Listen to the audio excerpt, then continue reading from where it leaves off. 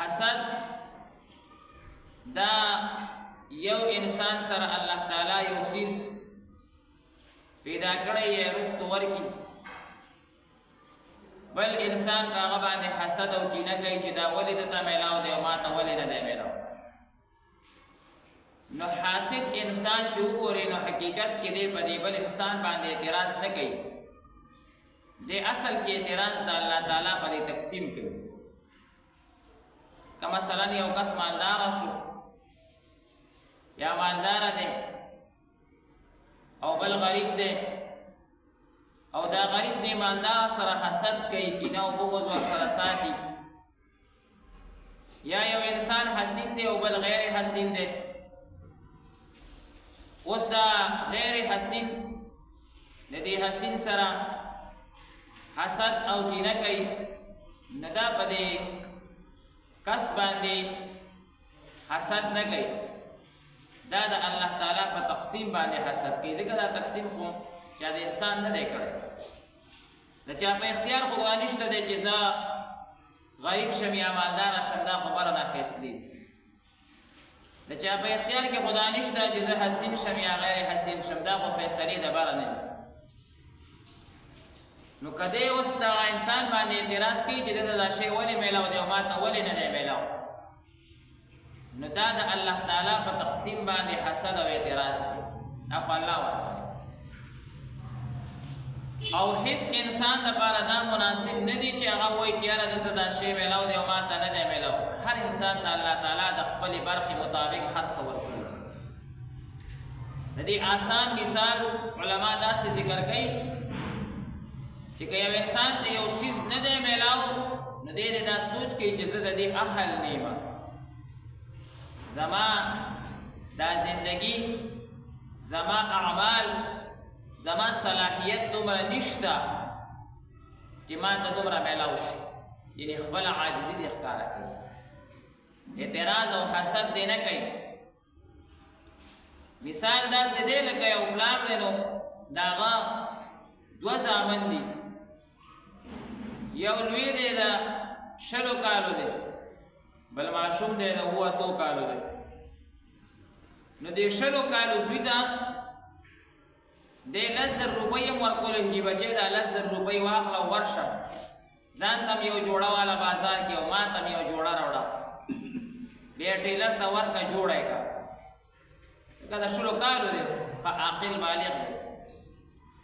اوس که دا 7 کالو والا ماشوم وایي چې ما ته هم یو 20,000 راکه یا 10,000 راکه چې زه هم ځان ته هم یو جوړه والم او مور ته هم والم یا ځان ته یې والم او تا ته هم والم، نو دا پلار به ډېر کمعقل چې د دې 7 کالو ماشوم ته 10,000 روپۍ ورکوي چې او زه ته هم داسې وکړم. دا د الله تبارک وتعالی د طرف نه هم دقه شانتي حساب.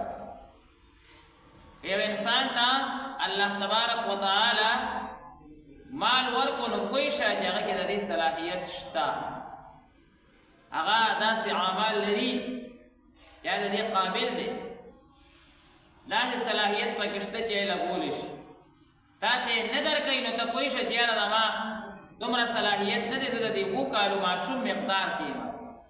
هغه ته څوک 10,000 روپۍ کې ورکړي، نو پلار ته به خلک کمعقل وایي. نعوذ بالله من ذلک. الله تعالی خو حکیم ذات دی، چې کمعقل خو نه دی، بل ځان طرف ته ضعف، فقیري، عاجزي ځان طرف ته راجع کا.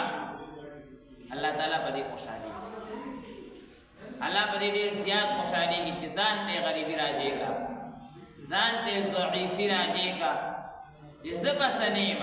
او دا حقیقت کې بیا ووایه د زړه نه. ډېر خلک یې وایي خو دا زه د نه یم، ډېر خلک وایي زه په هېڅ نه پوهېږم، خو مقصد یې دا نه چې په مسه نه پوهېږم، په خوله سره پوهېږم. پړه کې وایي چې دا یو طنز او یو اعتراض کوم، یعنې ښه پوهېږم خو چې ته وایې نو نه پوهېږم نو نه پوهېږم، دا معنا به نه کوي. زړه نه به خپله ضعیفي، خپله محتاجي الله ته ښکاره کې. الله تبارک وتعالی ډېر حکیم ذات دی، د هر څیز علم دی الله تبارک وتعالی. حکیم هغه چا ته ویل کېږي چې د هغه د څیز په نتیجه هم پوهېږي. الله تعالی زموږ په نتیجه پوهې دی، بلکې د هر انسان په نتیجه الله تعالی پوهې دی، د کافرو په نتیجه هم الله پوهې دی. کافران وای چې کله مړ شي جاړي یا الله مو دنیا ته واپس کړه. الله وای ولو ردوا لعادوا لما نهوا عنه، واپس مې کې بیا به همدغه شان به کفر کوو. الله ته پته ده. بهرحال حسد کبیره ګناه ده. ومن شر حاسد اذا حسد، نبی علیہ السلام ته الله تعالی حکم کوي چې د حسد کوونکي د حسد نه پناه وغواړه، ډېر خطرناک شی. نن سبا مسلمان سره حسد کوي. په اسمانونو کې اولنۍ ګناه د حسد شوې ده. شیطان د آدم علیه السلام سره حسد کړی دی، همیشه دپاره مردود دی. په دنیا کې اولنۍ ګناه د حسد شوې ده. قابیل په حابیل باندې اعتراض کړی دی او بیا مړ کړی دی. همیشه دپاره چې دنیا کې څومره قتلونه کېږي د قابیل په سر باندې به ځان ته ګناه وي او چا چې قتل کړی وي هغه ته به ځان ته ګناه. مثلا دنیا کې 1 کروڑ قتلونه وشو تر آخره زمانې پورې 1 کروڑ قتلونه سزا به قابیل ته ملاوي. که حسد یې کړی ډېره خطرناکه ګناه ده. حاسد خپل اعمال داسې سوځوي، حضور فرمایي لکه اوچ خشاک چې څنګه اور ته وردننه کې هېڅ به پکې پاتې نه شي، ټول به دوړه شي، ختم. حسد اعمال ختموي. یو ډاکټر په دې باندې ریسرچ کړی دی چې کوم انسان حاسد شي هغه جسماني کمزوری کېږي، بیماریانې پکې هم راځي. کوم انسان چې حاسد نه وي د هغه بدن رس تره د ترقي کوي، غټېږي، خوشحالي وي، ځکه په بل نه خفه